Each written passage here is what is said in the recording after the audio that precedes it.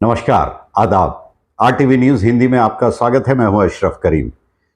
चलिए बात करते हैं इजराइल, फिलिस्तीन, लबनान, ईरान के बीच जो जंग जारी है उसके अपडेट के साथ। एक बात आपको याद होगी, मैंने पिछले वीडियो में कहा था कि आखिरकार नेतन्याहू का मकसद क्या है इस जंग के पीछे। क्यों नेतन्याहू इस जंग को और आगे बढ़ाना चाहता है और उसकी बुनियाद क्या थी, किस सोच के तहत उसने जंग की शुरुआत की थी। बज़ाहिर तो यह लगता है कि हमास के लड़ाकों ने इस जंग की शुरुआत की, लेकिन अब जब धीरे धीरे उससे पर्दा उठता जा रहा है तो यह लगता है कि इसके पीछे नेतन्याहू की साजिश थी। वो साबित इस तरह से होता है, आपको याद होगा कि हाल ही में नेतन्याहू के 5 करीबी गिरफ्तार किए गए, जिसमें आईडीएफ का जवान भी शामिल है। यह भी पता चला कि नेतन्याहू सरकारी दस्तावेज से कुछ चीजों को मिटाना या हटाना चाहते थे, और वो ये कि जब हमास के लड़ाकों ने हमला किया इजराइल के ऊपर, इसकी जानकारी न तो नेतन्याहू को थी और न ही उनके सबसे मजबूत माने जाने वाले इंटेलिजेंस एजेंसी मोसाद को थी। लेकिन उस दस्तावेज के जरिए यह पता चलता है कि इसकी जानकारी नेतन्याहू को थी, वरना कैसे। उस समय भी लोग यह सोच रहे थे कि ऐसा क्या हुआ कि अचानक हमास के रॉकेट्स इजराइल में आके गिरे, जबकि मजबूत सुरक्षा कवच था, आयरन डोम काफी काम कर रहा था उस वक्त, अब तो बिल्कुल खत्म हो चुका है, फिर भी उसे रोका नहीं गया और वो इजराइल में आके गिरा, उसने नुकसान पहुंचाया। ऐसा कैसे हो सकता है कि हमास के लड़ाके मोटरसाइकिल के साथ, और इतनी सारी दीवारें और बार बना हुआ है गाजा और इजराइल के बीच, कि गाजा से लोग जा नहीं सकते हैं, उसके बावजूद हमास के लड़ाके पहुंच जाते हैं और वहां पहुंच के अगवा करके ले आते हैं इजरायली नागरिकों को। और इसकी जानकारी और भनक किसी को नहीं लगी, न नेतन्याहू को और न ही मोसाद को। ये डाइजेस्ट करना थोड़ा मुश्किल था, लेकिन अब धीरे धीरे उससे पर्दा उठता जा रहा है। और जैसा कि हमने बताया, हालांकि जंग तेज हो चुका है, हिजबुल्लाह ने जबरदस्त हमला इजराइल के ऊपर जारी रखा है। हर दिन 100, 150, 200, 250 रॉकेट इजराइल के अलग अलग इलाके में गिर रहा है, और जिससे काफी नुकसान भी हो रहा है। यहां तक कि इजरायली नागरिक छोड़ के भागने के लिए तैयार हैं। इजराइल धीरे धीरे खाली होता जा रहा है। ऐसा लगता है कि आने वाले दिनों में नेतन्याहू कहीं अपने मुल्क में अकेले अलग थलग न पड़े हों। जान का खतरा भी काफी है नेतन्याहू को, और अपनी जान बचाने के लिए वो बंकस टू बंकस चेंज कर रहे हैं, यानी अपना पता बदलते जा रहे हैं। ऐसा लगता है जैसे कोई माफिया सरगना अपनी मीटिंग के लिए जगह बदलता हो, क्योंकि कैबिनेट की मीटिंग एक जगह नहीं हो पा रही है, बल्कि उसकी जगह हर दिन बदलती जा रही है। जिस फॉर्मूले के तहत नेतन्याहू ने जगह तलाश के हमास के चीफ हों या फिर हिजबुल्लाह के चीफ हों, उन्हें मौत के घाट उतार दिया। अब मौत का डर नेतन्याहू को सता रहा है कि कहीं ऐसा ही हिजबुल्लाह की तरफ से ना हो जाए, कहीं उनकी जान न चली जाए। जान सबको प्यारी होती है, लेकिन यह बात तब समझनी चाहिए थी नेतन्याहू को जब वो मासूम बेगुनाह आम नागरिकों को मार रहा था, बच्चों को भी नहीं बख्शा।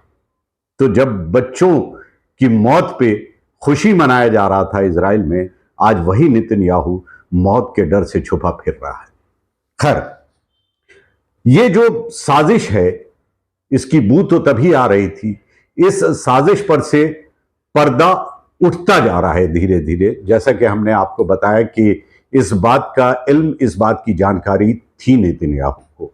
कहीं ऐसा तो नहीं कि ये एक साजिश का नतीजा है। ये साफ होता है, जो इजराइल का अखबार है, बहुत ही मशहूर, बहुत ही प्रतिष्ठित अखबार है हरीट्स, उसके पब्लिशर है एमोस शॉकी।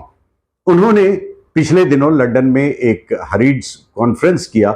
उस कॉन्फ्रेंस के दौरान जो बात कही उससे तो यही जाहिर होता है कि ये प्री प्लान था, ये नेतन्याहू की प्लानिंग थी।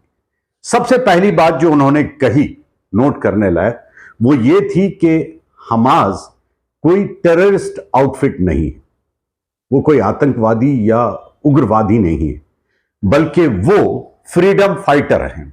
अपने देश के लिए, अपनी जमीन के लिए, अपनी मिट्टी के लिए, अपने नागरिकों के लिए लड़ रहे हैं।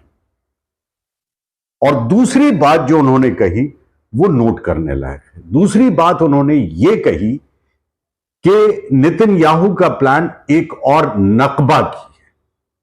अब समझ लीजिए नकबा क्या है। 1948 से पहले वो फिलिस्तीन था, इजराइल का कोई नामो निशान नहीं था। 1948 में कुछ हिस्सा यहूदियों को दिया गया जो इजराइल के नाम से जाना गया। उस समय एथनिक किलिंग हुई 1948 में, जिसको नकबा कहा गया। इजरायलियों ने यानी यहूदियों ने बेशुमार फिलिस्तीनियों को मौत के घाट उतार दिया, आंकड़े हजारों में हैं।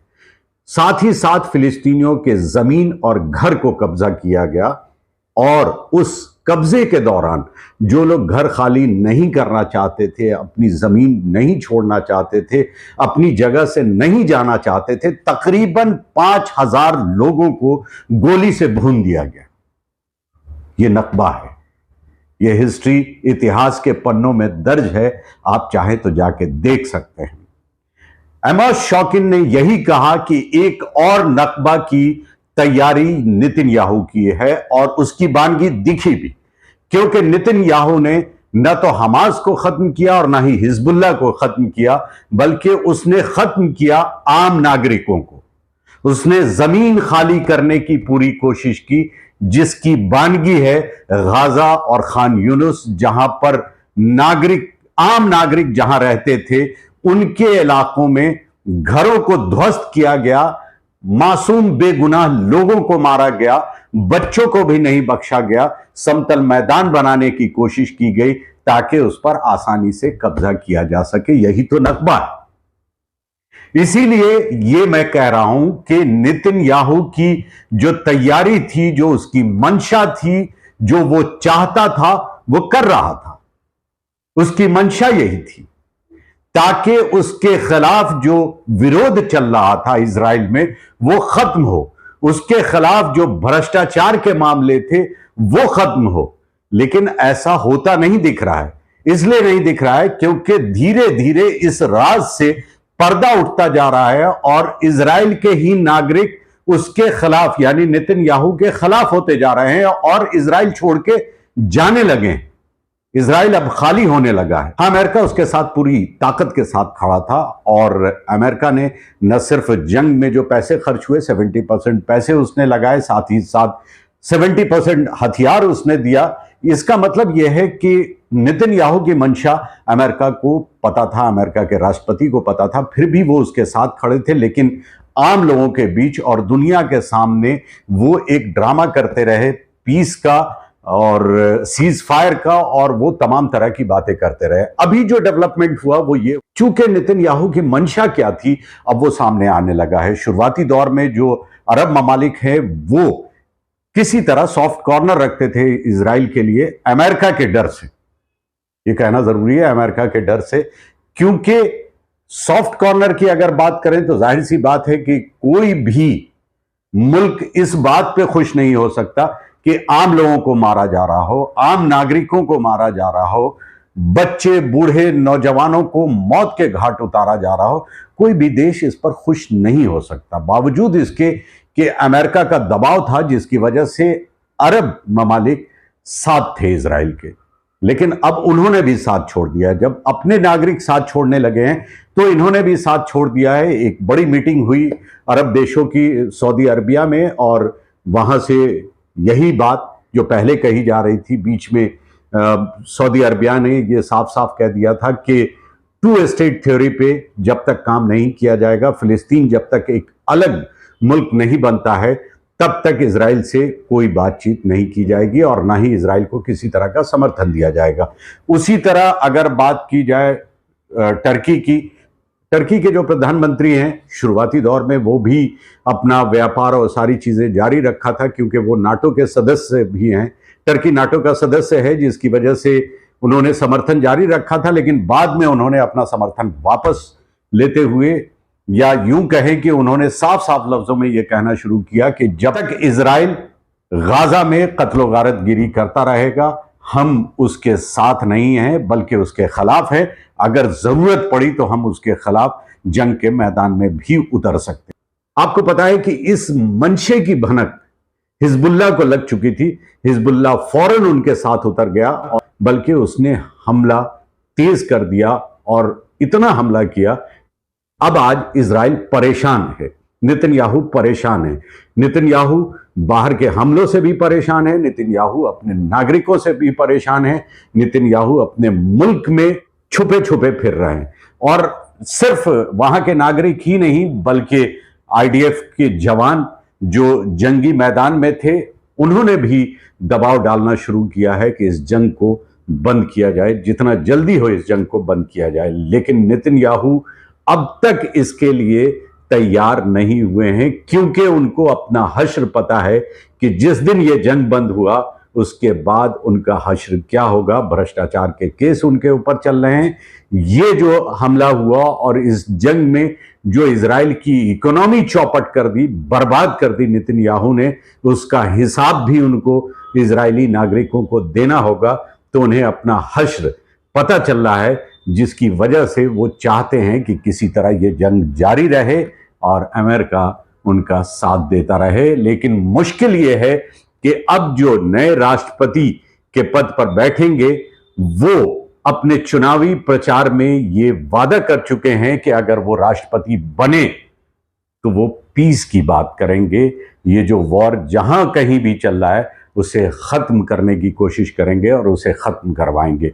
अगर वो अपनी बात पर कायम रहे तो आप ये समझ लीजिए कि नेतन्याहू की शामत आ गई। आज के लिए बस इतना ही, लेकिन ताज़ा तरीन खबरों के लिए देखते रहिए RTV न्यूज़।